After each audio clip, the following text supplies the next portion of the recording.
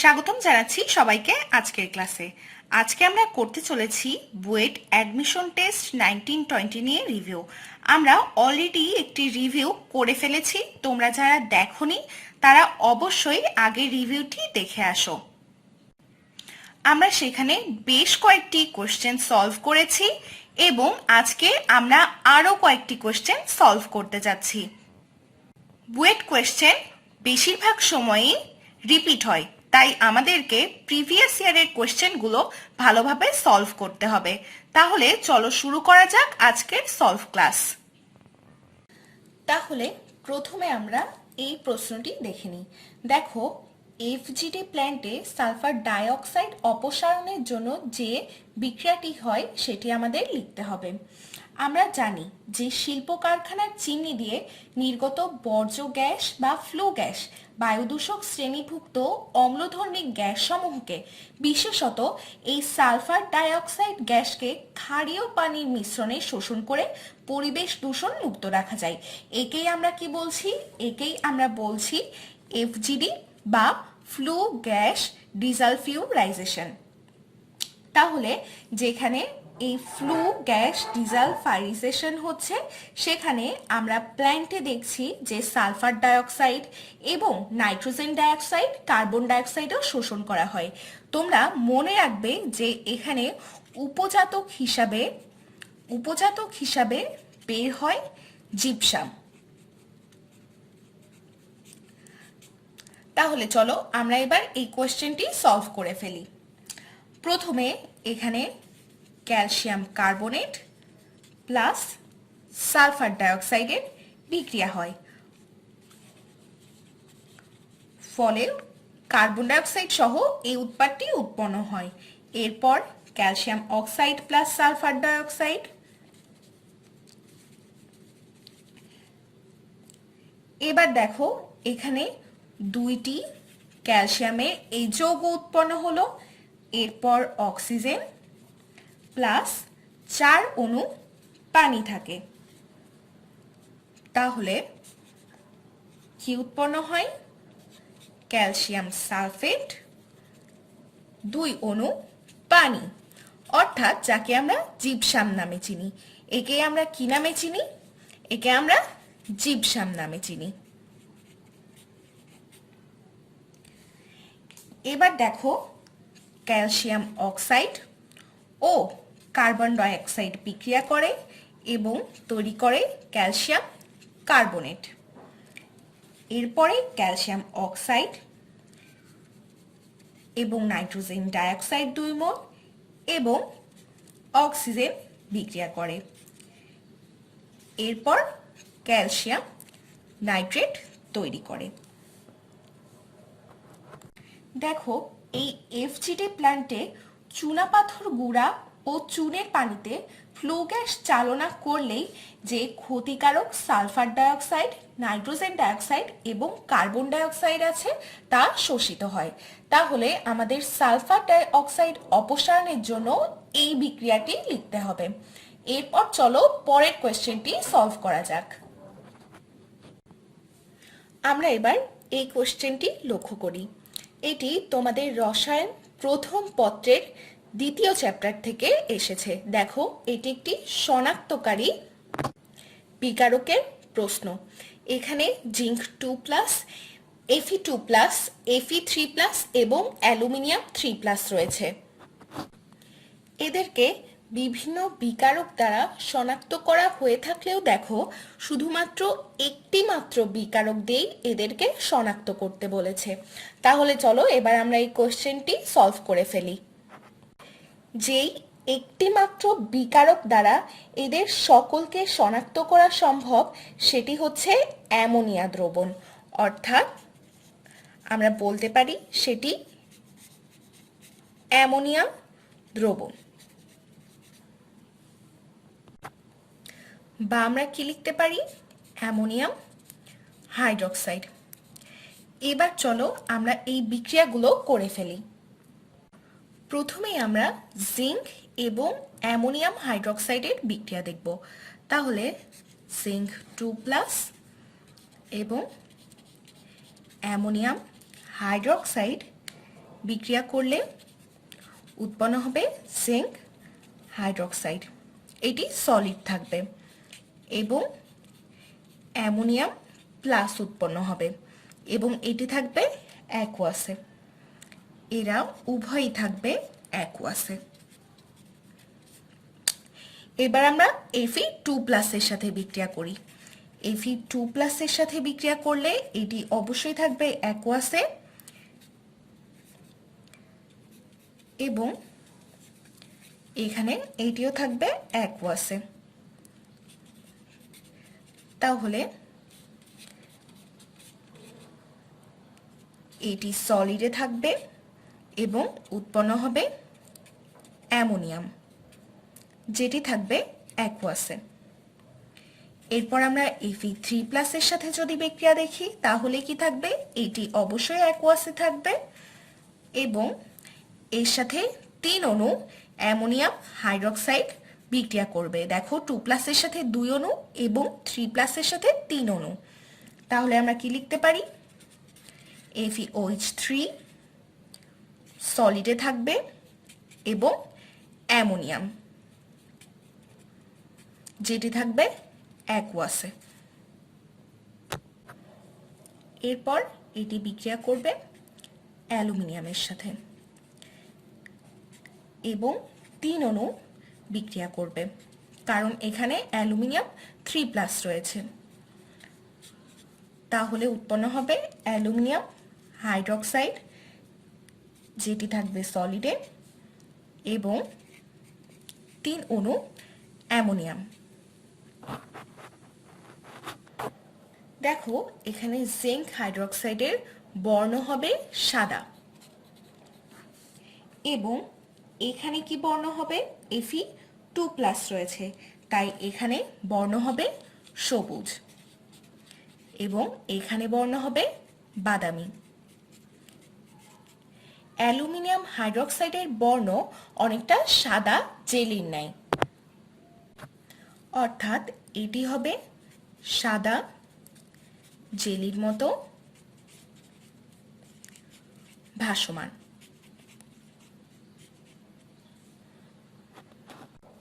তাহলে এভাবে আমরা একটি মাত্র বিকারক অর্থাৎ অ্যামোনিয়া দ্রবণ অ্যামোনিয়াম হাইড্রোক্সাইড দিয়ে এই সবগুলোকে শনাক্ত করতে পারি, কারণ এদের যে অধক্ষেপ হবে তাদের সকলের বর্ণ আলাদা হবে।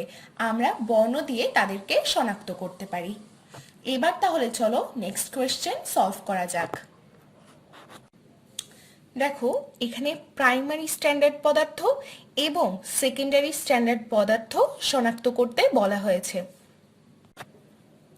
এখানে যে অক্সালিক অ্যাসিড রয়েছে সেটি আমাদের সেকেন্ডারি পদার্থ, তাহলে এটিকে আমরা বলতে পারি সেকেন্ডারি, এবং সোডিয়াম কার্বনেট এটি হচ্ছে প্রাইমারি। দেখো সেকেন্ডারি এবং প্রাইমারির মধ্যে বিশেষ কিছু পার্থক্য রয়েছে। যেমন প্রাইমারিকে আমরা বিশুদ্ধ অবস্থায় নির্দিষ্ট সংযুক্তিতে পাই, আবার নির্দিষ্ট পরিমাণ ওজন করে আমরা এটি থেকে প্রমাণ দ্রবণও তৈরি করতে পারি। আবার এটি পানিত্যাগী, পানিগ্রাহী বা পানিগ্রাসী নয় এবং এই দ্রবণের ঘনমাত্রা অনেকদিন পর্যন্ত অপরিবর্তিত থাকবে। আবার সেকেন্ডারি পদার্থের ক্ষেত্রে আমরা বলতে পারি যে এই দ্রবণের মাত্রাও পরিবর্তিত হবে এবং নির্দিষ্ট সংযোগ দিতে আমরা সবসময় পাবো না, আবার পানিগ্রাহী বা পানিত্যাগী হবে।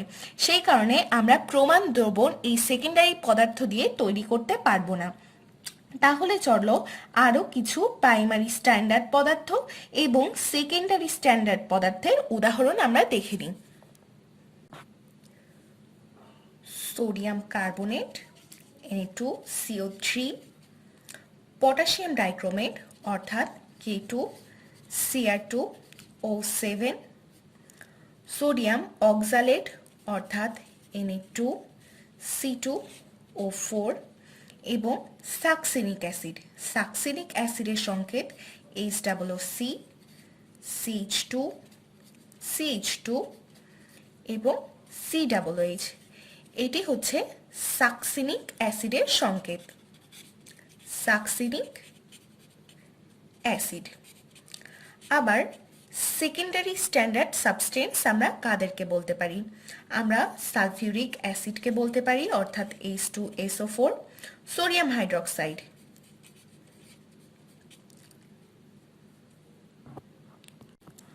পটাশিয়াম হাইড্রোক্সাইড অর্থাৎ KOH, হাইড্রোক্লোরিক অ্যাসিড। তাহলে আমরা এই প্রাইমারি স্ট্যান্ডার্ড পদার্থ এবং সেকেন্ডারি স্ট্যান্ডার্ড পদার্থের উদাহরণ দেখলাম এবং এদের বৈশিষ্ট্য সম্পর্কে জানলাম। দেখো বুয়েটে এই টাইপ সহজ কোয়েশ্চেনও কিন্তু বেশ আসে, এগুলো আমাদেরকে অবশ্যই ভালোভাবে পড়তে হবে। তাহলে চলো নেক্সট কোয়েশ্চেনে চলে যাওয়া যাক। দেখো এই প্রশ্নটিতে অ্যাসিটিক অ্যাসিড এবং সোডিয়াম অ্যাসিটেটের যে দ্রবণ হচ্ছে সেই উৎপাদিত মিশ্রণটির পিএইচ নির্ণয় করতে বলেছে। তাহলে চলো আমরা এই ম্যাথটি সলভ করে ফেলি। আমরা জানি যে pH equal to pKa plus log salt by acid. এক্ষেত্রে আমরা প্রথমে এই অ্যাসিটিক অ্যাসিড এবং সোডিয়াম অ্যাসিটেটের যে বিক্রিয়া সেটি লিখে ফেলি। অ্যাসিটিক অ্যাসিড অর্থাৎ CH3COOH প্লাস সোডিয়াম হাইড্রোক্সাইড, তাহলে উৎপন্ন হবে CH3COONA প্লাস পানি। এবার তাহলে যখন T ইকুয়ালস টু 0 থাকবে তখন দেখো এটি 1 মোল ছিল, তাহলে এখানে হবে 1 মোল এবং এটি 0 এবং এটি থাকবে 1 এবং এটি হবে 0। আমরা এবার সোডিয়াম হাইড্রোক্সাইডের মোল সংখ্যা বের করে নিই। তাহলে আমরা লিখতে পারি সোডিয়াম হাইড্রোক্সাইড 4/40, 40 হচ্ছে সোডিয়াম হাইড্রোক্সাইডের ভর, তাহলে আমরা পাই 0.1 মোল। এরপর বিক্রিয়া শুরুর পর আমরা লিখতে পারি 1 মাইনাস 0.1, কারণ এখানে আমরা 0.1 পেয়েছি। তাহলে এখানে আমরা লিখতে পারি 0.1 এবং 1 প্লাস 0.1, এখানে প্লাস 0.1 হওয়ার কারণ কি? দেখো এখানে সোডিয়াম এর সাথে যুক্ত হয়েছে এবং লবণ গঠন করেছে, তাহলে 1 প্লাস 0.1। তা এরপর আমরা এই ইকুয়েশন থেকে কি লিখতে পারি? আমরা এই ইকুয়েশন থেকে লিখতে পারি যে pH equals to pKa plus log CH3COONA অর্থাৎ এই লবণটি এবং CH3COOH। দেখো এখানে আমাদের বিয়োজন ধ্রুবক দিয়ে দিয়েছে, তাহলে আমরা কি লিখতে পারি? ইকুয়ালস টু লগ বিয়োজন ধ্রুবক 1.8 ইন্টু 10⁻⁻5 প্লাস লগ 1 প্লাস 0.1, যা আমরা পেলাম 1 প্লাস 0.1 এবং 1 মাইনাস 0.1 আমরা এখান থেকে পেয়েছি। তাহলে আমরা যদি সলভ করি আমরা কি দেখব? আমরা এখানে পিএইচ এর অ্যান্সার পাবো 4.832, তাহলে এটাই হবে আমাদের অ্যান্সার। তাহলে আমরা এই ম্যাথটিও সলভ করে ফেললাম। এরপরে চলো আরেকটি ম্যাথ সলভ করা যাক। দেখো এখানে অ্যালভিওলির ভেতরে অক্সিজেন অণুর সংখ্যা নির্ণয় করতে বলেছি। আমরা কি জানি অ্যালভিওলি কি? অ্যালভিওলি হচ্ছে ফুসফুসের কার্যকরী গঠনের একক। এটি আমাদের দেহের রক্তে অক্সিজেন পরিবহন করে। তাহলে আমাদের এই অ্যালভিওলির ভেতরে অক্সিজেন অণুর সংখ্যা নির্ণয় করতে হবে। তাহলে চলো আমরা সলভ শুরু করি।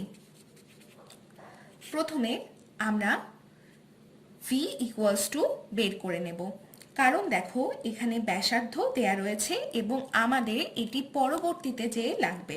তাহলে আমরা ভি ইকুয়ালস টু কি লিখতে পারি, 4/3 পাই আর কিউব, 4/3 ইন্টু পাই ইন্টু আমাদের গড় ব্যাসার্ধ দেয়া রয়েছে, কিন্তু দেখো এটি সেন্টিমিটারে রয়েছে। তাহলে আমরা কি লিখতে পারি, 5.0 ইন্টু 10⁻³ ইন্টু এটাকে মিটারে নেওয়ার জন্য 10⁻² মিটার হোল কিউব। তাহলে আমরা কি সলভ করতে পারি, তাহলে আমরা সলভ করে পাই 5.2 ইন্টু 10⁻³ মিটার কিউব। তাহলে আমরা এবার কি জানি, আমরা জানি যে PV ইকুয়ালস টু nRT। তাহলে আমরা এখান থেকে n বের করে নিতে পারি, PV/RT। তাহলে এখান থেকে আমরা P এর মান জানি 101,325 ইন্টু আমরা কেবলই V এর মান বের করলাম 5.2 ইন্টু 10⁻³ তাহলে আর এর মান আমরা জানি 8.314 ইন্টু 10। দেখো আমাদের এখানে 98.6 ডিগ্রি ফারেনহাইটে দেওয়া রয়েছে। আমরা প্রথমে এটিকে কনভার্ট করে নেব। T equals to 98.6 minus 32/9 into 5 plus 273। তাহলে আমরা কি অ্যান্সার পাই, তাহলে আমরা অ্যান্সার পাই 310। দেখো তাহলে আমরা এখানে 310 লিখতে পারি। এবার যদি আমরা ক্যালকুলেশন করি তাহলে আমরা কি পাই, আমরা পাই 2.05 ইন্টু 10⁻11 মোল।